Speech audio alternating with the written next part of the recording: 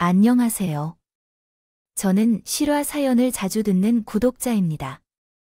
제가 정말 어이없고 황당한 일을 겪은 적이 있어서 다른 사람들처럼 속을 터뜨리고 싶어서 이렇게 글을 씁니다.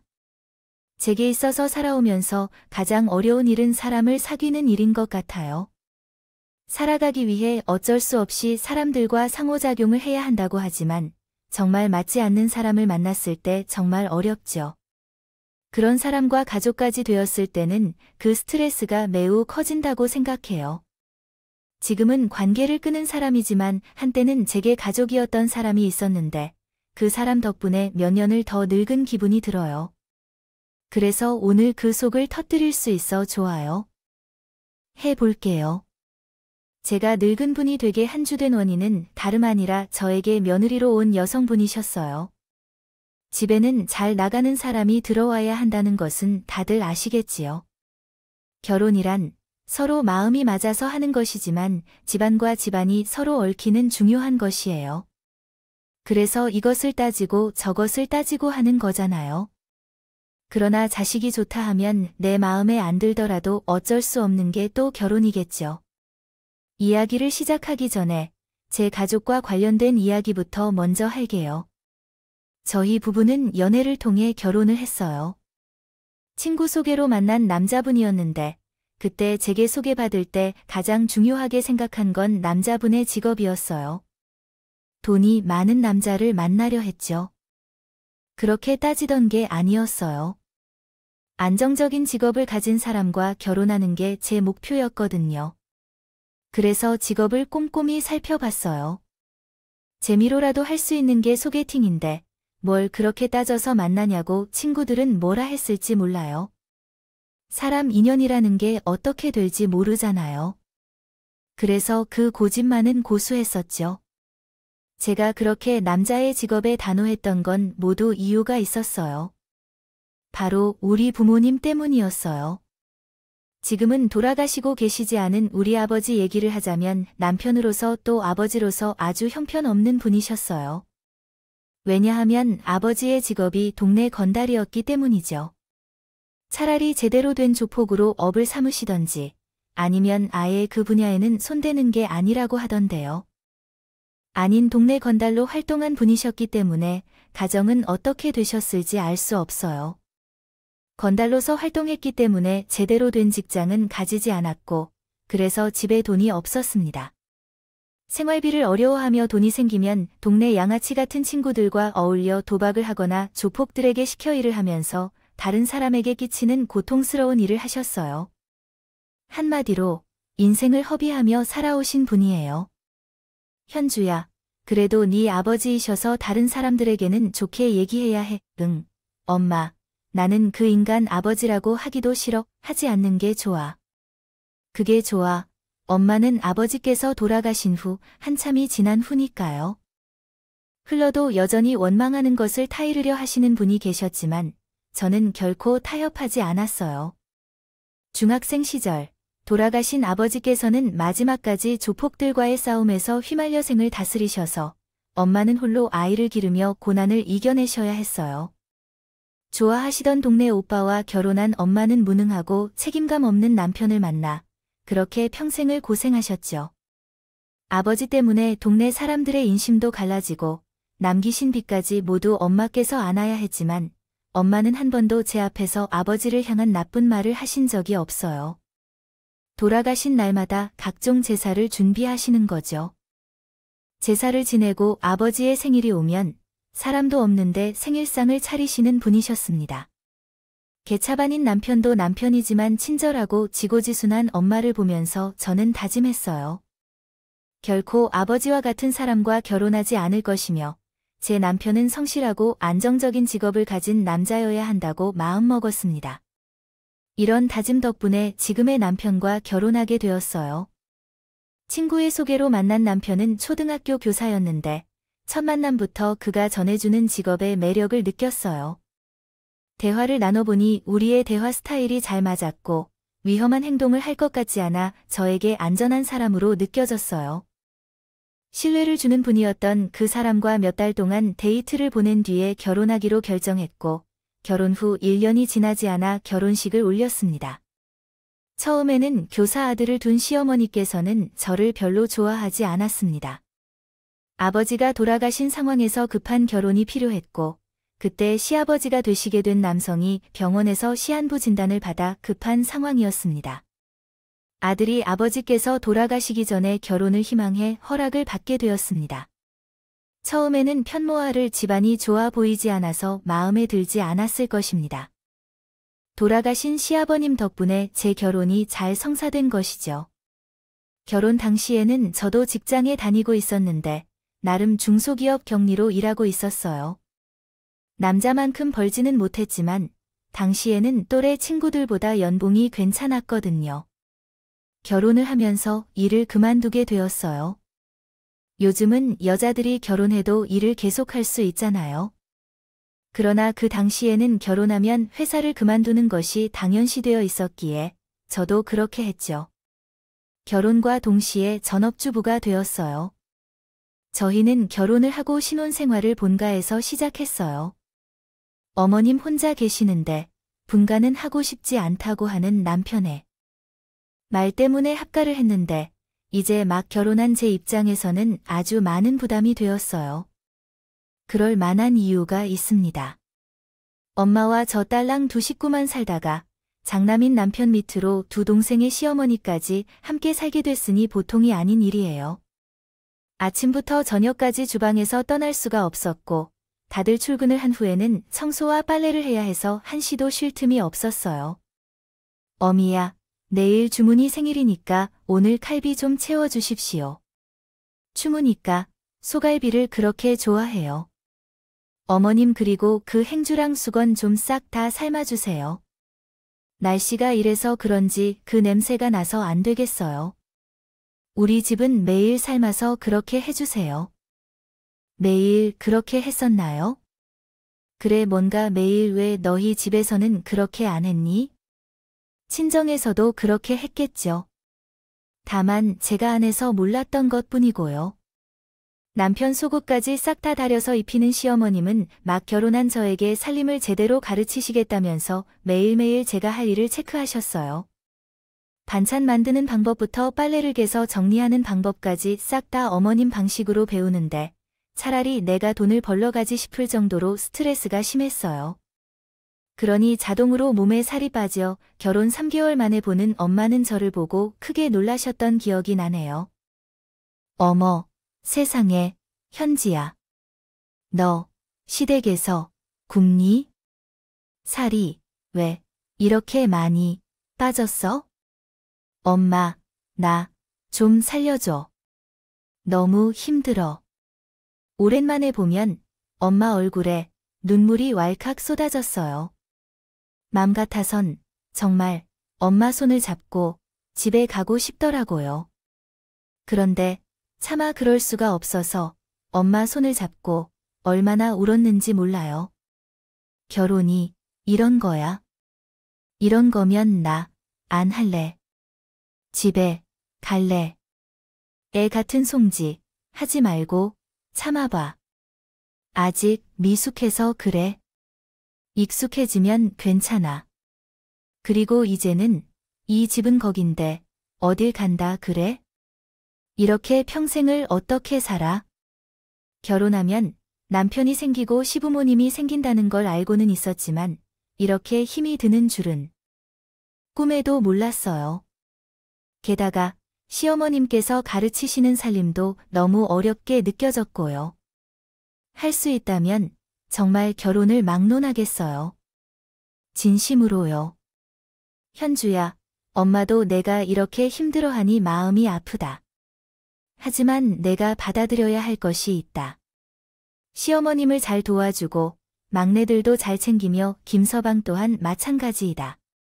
너는 그 집에서만 며느리로 살게 되었으니 그만큼 책임이 크다는 것을 명심해야 해. 내가 결혼을 원한다는 말에도 엄마는 담담하게 말씀해 주셨어요. 가족으로서 난 단 한 사람밖에 없는 엄마도 하루아침에 혼자라는 상황에 처해 있으니 얼마나 외로웠을지 상상할 수밖에 없어. 그런데 엄마는 여전히 제게 시댁에서 자라라고 하는 말만 해주셨어요. 진짜 집은 남편과 함께 있는 곳이다. 라고 하시면서요. 엄마의 말을 듣고 나도 다시 마음을 먹었고 새로운 가족과 친해지기 위해 노력했어요. 시어머니와 친해지려고 말씀을 귀담아 듣고 남동생들에게도 따뜻한 말 한마디를 더하며 챙겨주었고요. 남편도 마찬가지로 내 집은 이제 여기다 라며 노력했어요. 그렇게 결국 결혼 생활에 점점 적응해가며 사랑스러운 아이들도 낳게 되었죠. 아들 하나, 딸 하나를 낳았고 엄마가 되면서 더욱 견심 있게. 남편은 직업 특성상 자주 전전긍긍하셨어요. 그래서 저희는 신혼 초부터 주말 부부 생활을 했는데 그로 인해 힘든 일이 많았습니다. 남편을 보고 결혼했지만 집에는 자주 없었고 시댁 식구들만 있어서 얼마나 외로웠는지 상상할 수 있겠네요. 아이들을 낳은 뒤에도 어려움은 여전했고 교사라는 직업 덕분에 결혼했는데 이 직업이 저를 외로움과 힘듦으로 가득 채웠거든요. 묵묵히 참고 이겨내야 했어요. 나도 이번에 당신을 따라 지방에 가서 살까 하는 생각이 들지만 그렇게 된다면 어머니는 어떡하죠? 어머니도 나이가 드셨으니까요. 혼자 계신 것이 마음에 쓰여서 말이에요. 걔네들은 제 앞가림이 바쁘니까 혼자 계시지만 도련님과 아가씨가 있어요. 어머님의 식사를 챙기는 것도 그렇고 장남이라 그런지 어머님 생각은 끔찍한 남편이었고 어머님 걱정에 분가 생각도 없던 사람이라 제가 따라 나선다는 말에 펄쩍 뛰더라고요. 우리 아이들도 매주 저녁에 함께 시간을 보내는 아빠가 있었으면 좋겠다고 생각은 저만 했어요. 남편도 아이들 생각을 하지 않는 것은 아니었지만 그래도 자기 어머니가 제일 우선이어서 지나간 얘기지만요. 솔직히 그때는 남편한테 섭섭했어요. 부모 자식 간의 식사를 질투하는 건 맞지 않지만 그래도 저는 부인이니까요. 제 입장을 전혀 생각해 주지 않는 남편이 야속하다고 느꼈어요. 그래도 어쩌겠어요. 자식까지 낳고 사는데 맘 상해서 헤어질 수도 없고 묵묵히 참고 살아야 해요. 시어머니는 제 아들이 고등학교를 졸업했을 때 돌아가셨어요. 급성으로 심장마비가 와서 쓰러지셨는데 바로 병원으로 갔지만 일어나지 못하셨어요. 마지막에 어머님이 임종을 지키지 못해서 남편이 많이 속상해했어요. 준비하지 못한 이별이라 더욱 속상해했던 것 같아요. 그리고 저도 어머님이 돌아가신 후 한참 동안 그렇습니다. 마음을 잡지 못하고 그랬었어요. 결혼한 지 20년이 넘도록 함께 살았으니 친정 엄마 못지않게 저에게도 소중한 분이셨으니까요. 그렇게 갑작스런 이별을 한 후에 남편이 한 말이 있어요. 당신이 있어서 정말 다행이야. 내가 돈을 벌러 다닐 때도 당신이 집에 있어서 마음 편하게 다닐 수 있었어. 어머니가 돌아가신 뒤에도 내가 효도할 수 있었던 것도 다 당신 덕분이라고 생각해. 앞으로는 내가 잘할게. 당신이 원하는 대로 할게. 평생 낯간지럽다고 애정 표현 같은 건 하지도 않는 저란 사람이 생각지도 않은 말을 해주니. 세월이 사람을 얼마나 놀라게 하는지 사람이 변하는 모습을 보면서 이렇게도 놀랍다 싶었습니다. 나도 또한 어머니가 떠나신 빈자리 때문에 마음이 허전했었는데 그래서 남편과 함께 조용하게 살아가면서 내가 원하는 것들을 하겠다고 다짐했습니다. 아이들도 다 자랐고 남편도 일을 덜 힘들어하는 교감 업무를 하고 있어서 나를 위해 살아도 괜찮을 것 같아서 그렇게 생각했었죠. 그리고 제가 상상한 대로 살아갈 수 있을 거라고 생각했습니다. 남편과 아이들이 문제없이 함께 행복하게 살 것이라고 믿었는데 사람의 삶엔 그렇게 맘대로 되지 않는 법이죠. 병이 집안에 들어와서 그때부터는 평화가 무너져 버렸습니다. 산산조각이 나고 말았습니다. 소소한 일상의 행복을 느끼며 평화롭게 살아오던 우리 생활을 뒤집어 놓은 그 여자는 아들이 결혼하고 싶다며 소개를 부탁한 날 처음 만난 적이 있어요.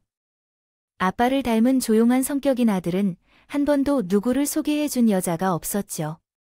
큰아들이 누구와 만나는지 궁금해해 집으로 데려오라고 해도 한 번도 소개시켜준 적이 없었던 아들이 어느 날 여자를 소개한다고 하더라고요. 그것도 결혼을 원한다고? 결혼은 너무 갑작스럽다.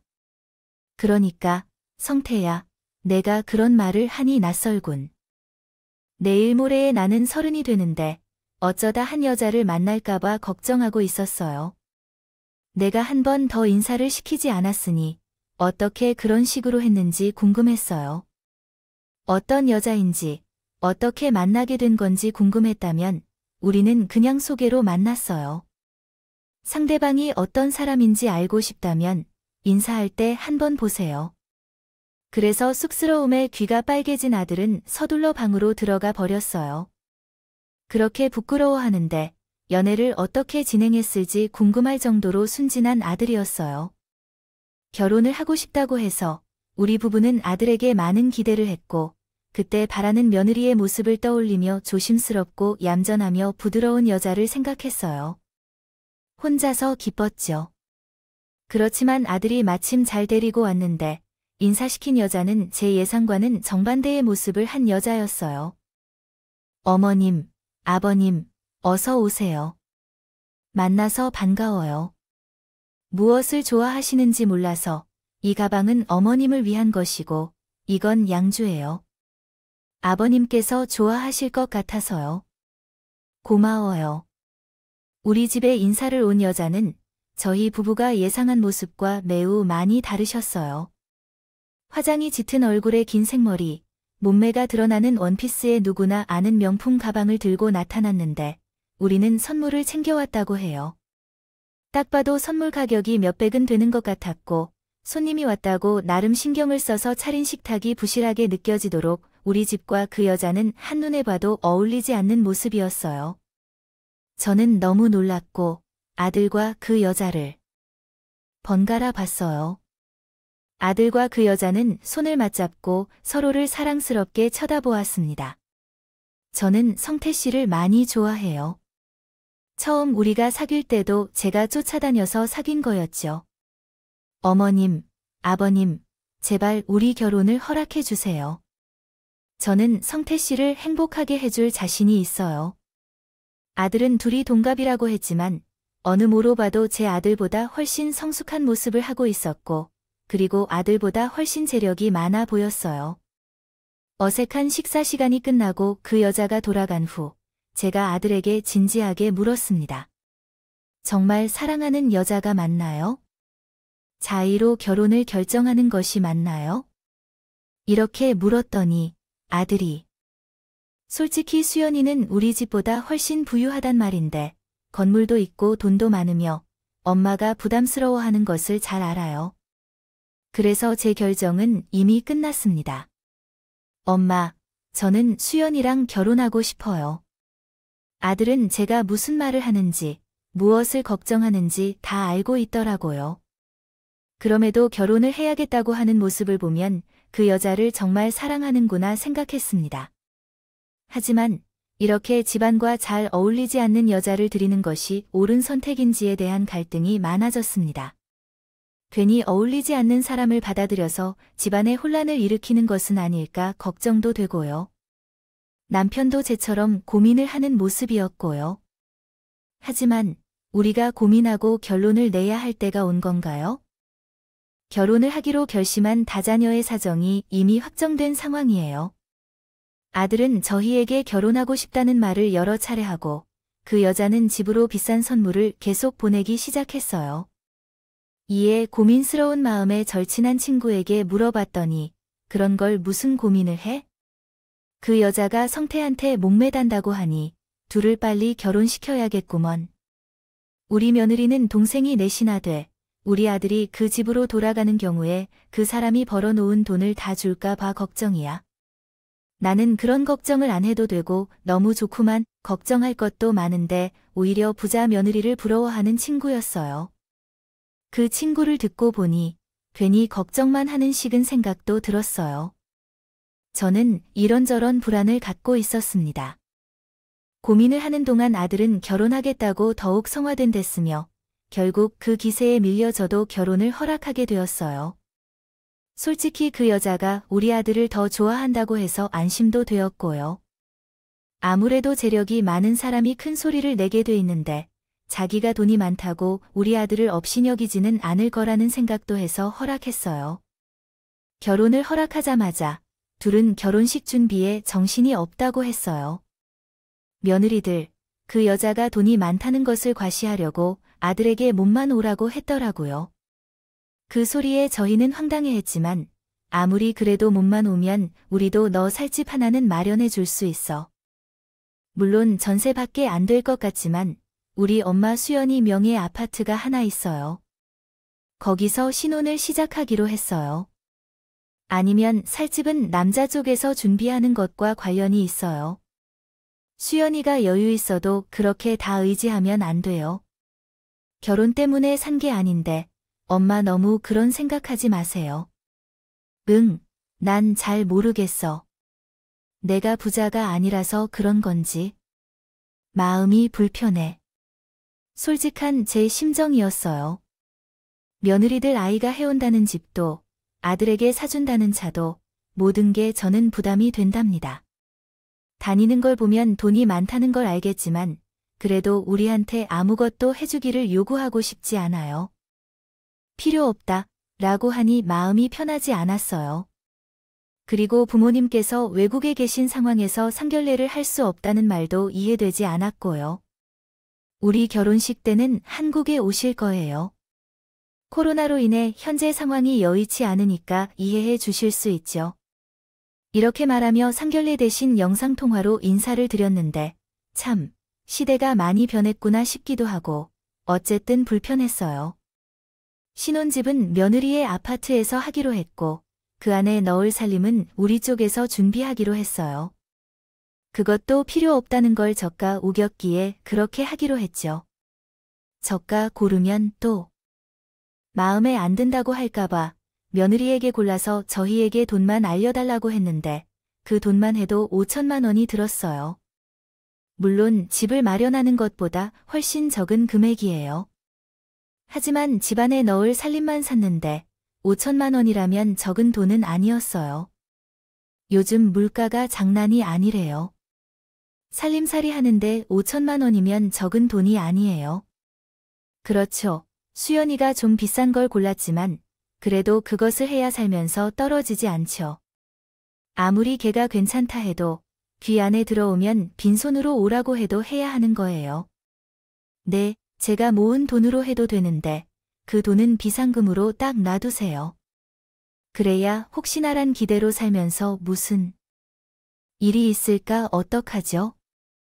그렇겠죠, 엄마. 다른 이들은 내 스케줄을 모르고 부잣집 며느리로서 보면 좋겠다는 말씀을 해주었지만 정작 내 아는 편치 않았어요. 물론 아들이 편안한 곳에서 살면 좋겠지요. 하지만 결혼 생활은 항상 좋은 일만 있는 것이 아니잖아요. 한쪽이 힘들 때 가족 안전이 제일 걱정이었어요. 내 걱정이 더해질수록 결혼식은 금방 다가왔고 결국 아들은 그 여자와 결혼했어요. 외국에 사는 그 사돈들과 며느리의 부잣집 친구들도 만나게 되었고 결혼식을 치렀습니다. 아들의 행복한 얼굴을 보면서 결혼한 이유가 더욱 소중하게 느껴져서 우리 둘이 행복하게 살길 기도했습니다. 다른 사람들처럼 아이들을 낳고 행복하게 지내라는 마음으로 기도했죠. 결혼식을 잘 치렀고 며느리가 우리 부부와 친해지려고 노력하는 것을 보면서 저희 둘이서 점심 식사를 하는 것도 좋았어요. 한 달에 한 번씩 저희 둘만의 시간을 보내면서 가졌던 점심 식사였죠. 그런데 며느리가 예약하는 식당이 모두 비싼 곳들이었어요. 이렇게 비싼 곳은 필요 없어요. 저희 어머니와 함께 식사할 때는 가격이 저렴한 곳을 찾아 예약할 거예요. 음식값을 신경 쓰지 마시고 맛있게 드세요. 그래, 고맙다. 며느리는 늘 고급 호텔 레스토랑에서 식사를 하자고 했고 머리털이 나고 그런 곳은 처음인 저는 어색하기 그지 없었어요. 처음 식사 자리에 나갔을 때는 호텔인지도 모르고 너무 편하게 옷을 입어 부끄러웠으니까요. 그날 제 옷차림에 신경 쓰는 모습을 본 며느리는 그날 식사를 마치고 쟤를 데리고 백화점에 가서 옷을 잔뜩 사주셨어요. 이게 다 얼마야? 아까 나는 이런 거 안 입어도 된다네. 옷이나 사주세요. 제가 어머님께 선물해 드리는 거예요. 부담 갖지 마세요. 오시면 가방 신발까지 머리부터 발끝까지 세팅을 도와주시는데 처음에는 저도 부담스러웠어요. 그러나 사람들은 참 간사한 게 몇 번 백화점을 들락거리다 보면 어느 순간 부담스러운 마음이 없어지고 즐기게 되더라고요. 거절했지만 극구 사준다 하니 저도 조금씩 동화되어 간 거예요. 그렇기 때문에 제 옷장에 고급 옷이 하나씩 늘어나게 되었어요. 며느리와의 점심 식사는 언제나 특별했어요. 제 평생에 가보지 못한 그런 고급스러운 곳만 골라서 다녔고, 낯설어서 허둥거리는 제와는 달리 어릴 때부터 그런 생활을 한 며느리의 모습이 익숙해서 사람들이 다르게 보였어요. 그리고 가식적이지 않은 며느리의 모습에요. 조금씩 마음이 열리기 시작했고, 시어머니께서 돌아가시면서 남편에게 물려준 작은 땅이 있었어요. 평생 교직에 종사하며 돈 벌어오는 것이 중요했던 남편은 한 번도 투자에 관심을 보인 적이 없었지만 유산으로 받은 땅이 개발되어 보상을 받으며 불로 소득의 쾌락을 맛보게 되어 생각이 변하고 말았어요. 노후를 위해 투자할 돈을 마련하기로 다짐하고 주식시장에 뛰어든 남편에게서 영향을 받아 재테크에 도전하게 되었어요. 사실 저 또한 재테크를 해본 적이 없고 주변에서 재테크를 시도하다가 실패한 사람들을 많이 봤기에 남편의 걱정이 되었어요. 돈을 처음 다뤄보는데 괜히 남편이 있는 돈까지 허비하지 않을까 걱정도 했죠. 그런데 며느리가 돕겠다며 나서기로 했어요. 아버님. 솔직히 막무가내로 뛰어들면 있는 돈 다 잃어요. 제가 정보 좀 드릴 테니까 참고해서 해보세요. 정말이냐? 왜 너한테 고급 정보가 있다는 거야? 뭐 알아보려면 못 알아볼 것도 없어요. 제가 도와드릴게요. 남편은 며느리의 말에 크게 기뻐했고 투자 관련으로 며느리와 자주 통화도 하고 따로 만나기도 했어요. 아무리 며느리라도 그런 것도 알까 싶어 저는 걱정스러웠는데 결과적으로 남편은 돈을 벌게 됐어요. 그것도 적지 않은 큰 돈을요. 우리 며느리가 최고네. 성태야, 내가 복덩이를 데리고 왔다. 이 사람이 주변에 인맥이 좋아요. 이번에는 정보가 제대로였나 봐요. 야, 정말 신기하네.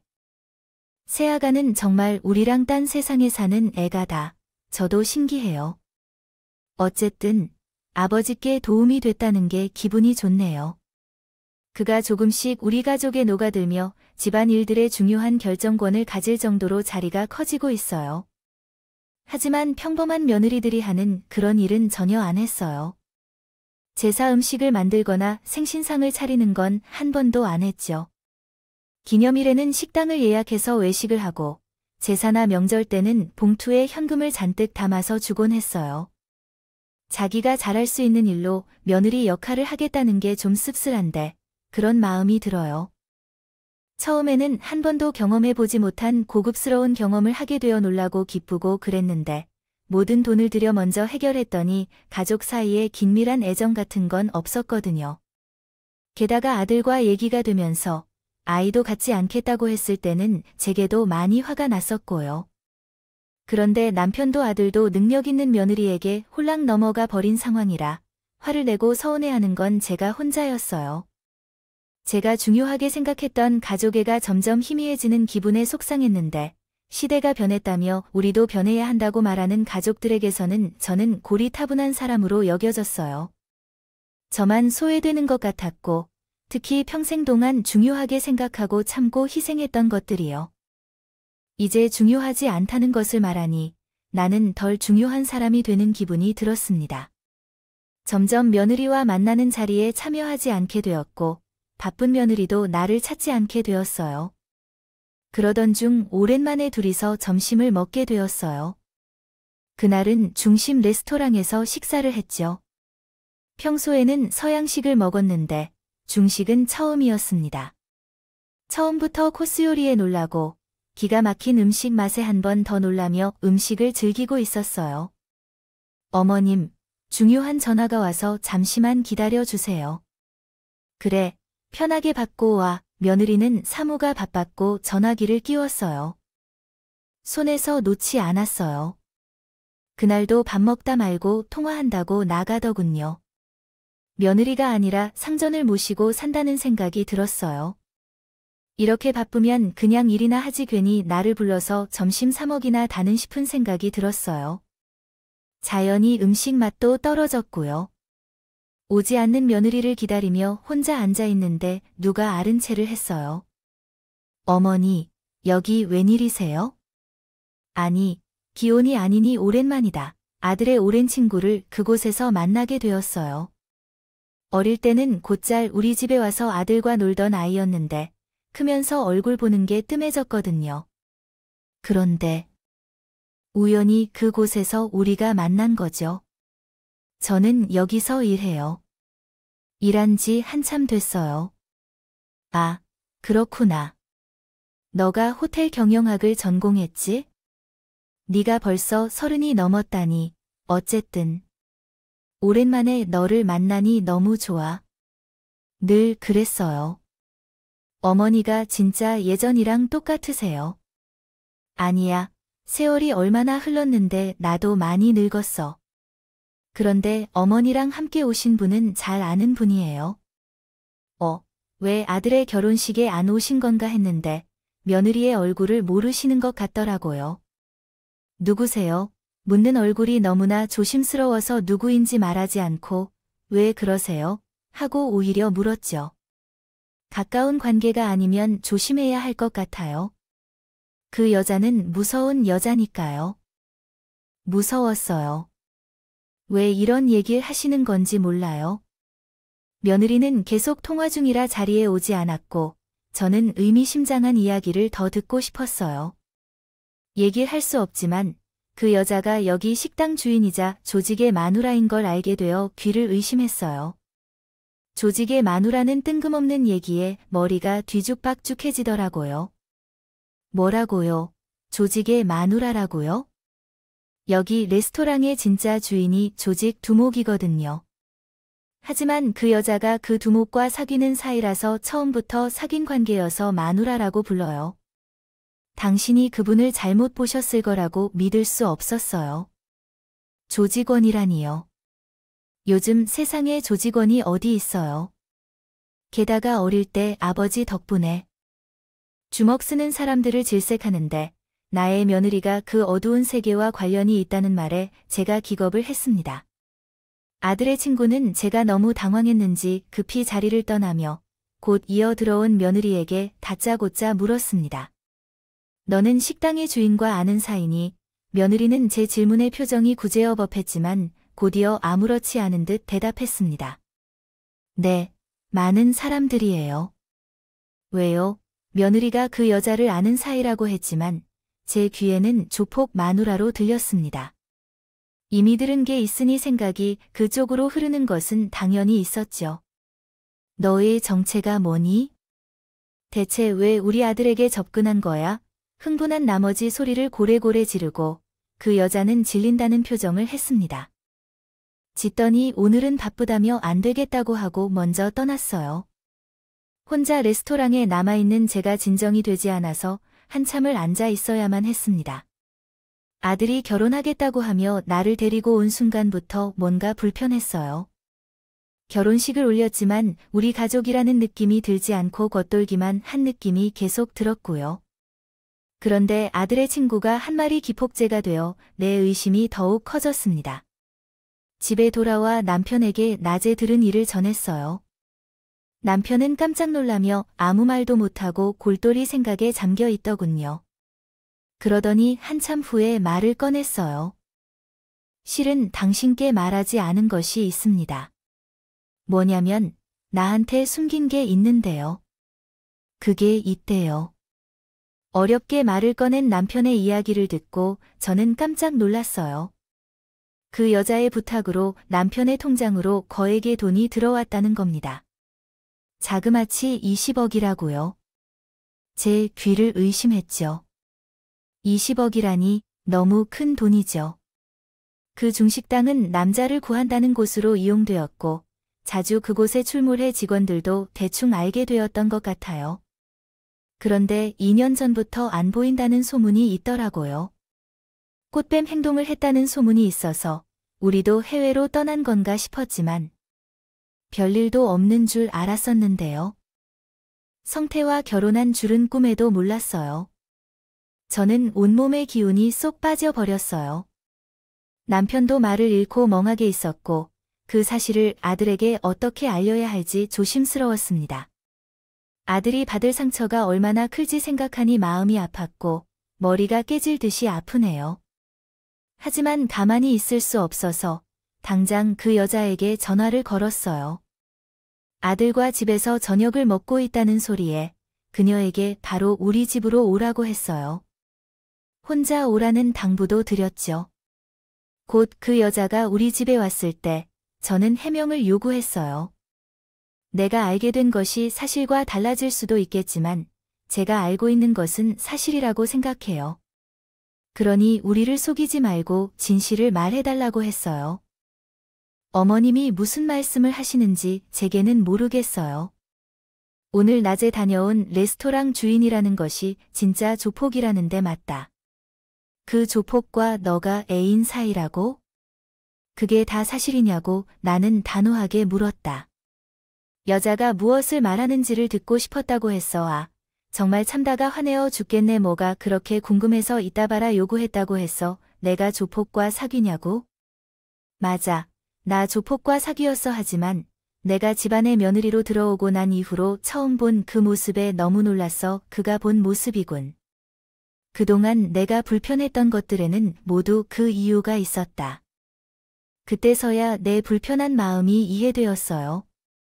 내가 당신 아들과 결혼해서 못해준 게 뭐가 있어서 내가 돈 달라고 했어도 오히려 내가 돈을 줬잖아요.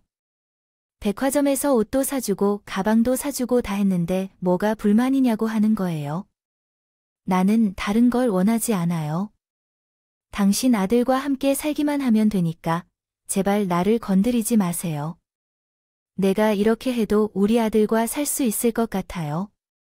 남편이 화가 나서 큰 소리를 쳤어요. 그랬더니 그 여자가 차가운 목소리로 대꾸했어요. 아버님, 제가 매달 용돈을 주죠. 그리고 필요 없어요.